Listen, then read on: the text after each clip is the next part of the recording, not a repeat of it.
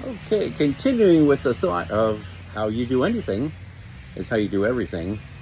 By the way, I finished pulling the weeds out of here, the stone around my fire pit, because it looked like it's going to start to rain. So now I'm under my little canopy in a nice chair um, out in the yard to come up with the next portion of this.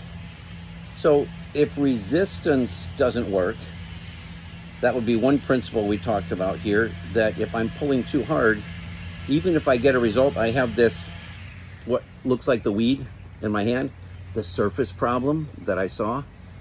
But if I break it off and the root's still there, I'm going to deal with the same problem again. So why not take the time to do it right and get things the way we want? The first time, that would be more effective. By the way, if you hear a weed eater in the background, a neighbor's probably trying to get that done before the rain starts. So you can tell this isn't real scripted. It's real life. It's how I experience life. So here's another example. There's Bruce Lee, martial artist Bruce Lee, a phenomenon in his time in martial arts, more than movies, but then he became a movie prodigy. But he had some profound things to say at times. There's some great one-liners, some quotes, but a little more full concept that he had once was he was talking about fighting, and there's three ranges in fighting. One is kicking distance. That means you're far enough away from the person that you could potentially kick them, but you don't have a lot of control.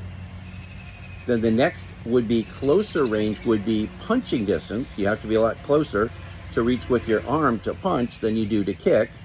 And so that would be the next distance. And then the third is grappling distance. That's when you get in close and you're right in there and you're holding their arms, their neck, whatever, Brazilian Jiu-Jitsu, Thai, kickboxing, whatever technique someone's using.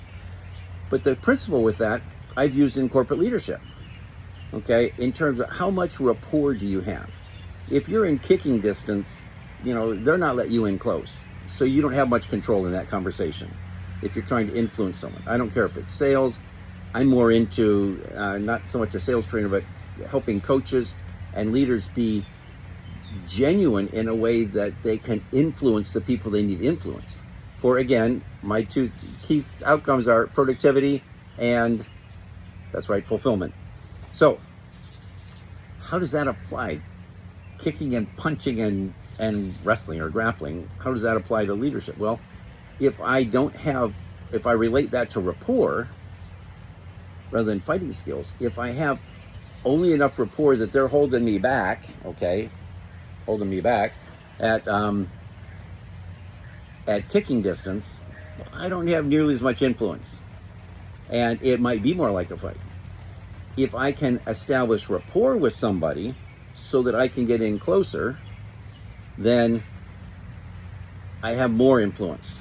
Get their arms, I can direct their whole upper torso and redirect them or turn them or things if I have their upper torso.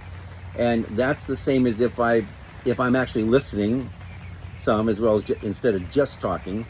And then if I want to influence someone, I'm coaching someone, I'm giving them some strategy possibilities to see how they fit. But then if I take enough time to, again, listen, see how does that fit? Is that working for you? What part of that seems like it may apply or is kind of off base before I go on?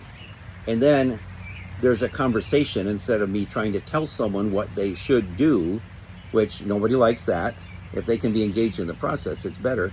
And then in the process of that, we end up then having rapport, we can get in closer.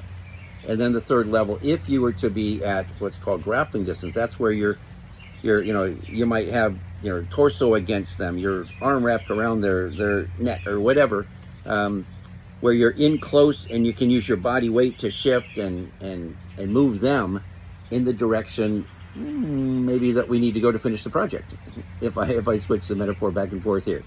So that's the same idea as I get the leverage that if I was finishing pulling some of the little weeds, they're little ones, but I'm going to another state to do some consulting and writing another new keynote speech over the next few days. So I'll be in another state, and I didn't want to wait till next Monday when I get back on Sunday to let those weeds grow and get deeper roots.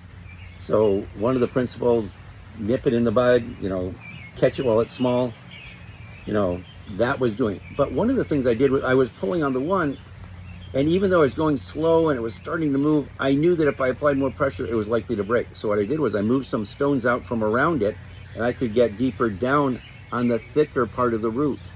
That's like getting in closer. You have better leverage on somebody if you have more rapport, or grappling distance in Bruce Lee's metaphor.